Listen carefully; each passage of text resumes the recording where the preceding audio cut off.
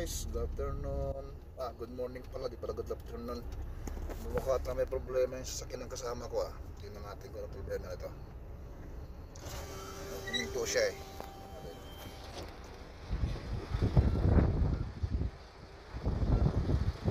Ano nangyari?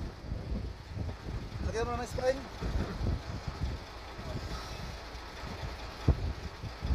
Okay na yung preno.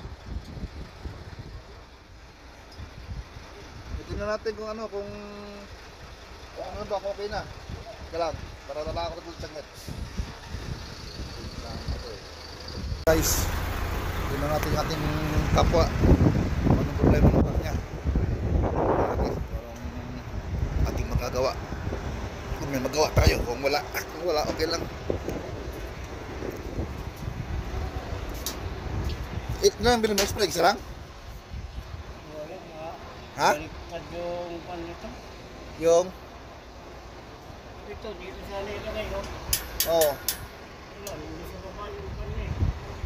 Hindi, pwede naman dyan ilagay yan. Yung spring, malambot pala. Tawag, yung nilagay. Malambot. Dapat dinalawa mo. Para mas malakas ang hila. Kaya yung ibang spring na binibili ko, parang dugtong siya, yung gumagalaw yung ano. Ayun, wala. Walang ganon? Meron isa, maliit. Maganda yung ganon eh. Una ganon eh. Maganda yun.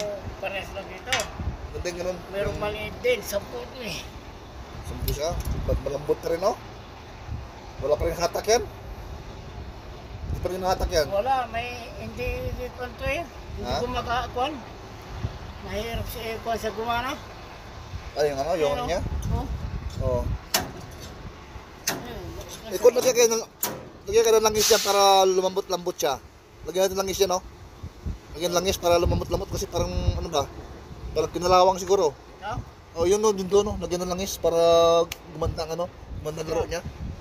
Yan ba yan? S? Ang yan ba? Yung sa ano ng S? Nagagarasa yan, ha? Lagyan ng langis. Nagagarasa lang yan. Parang, ano na parang...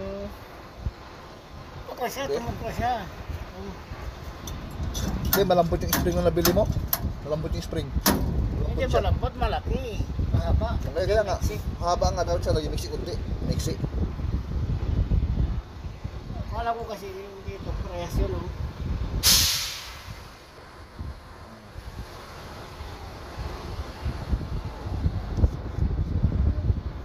Tingnan natin, kung babalik agad. Tingnan natin. Subukan mo nga. Okay guys, tingnan natin.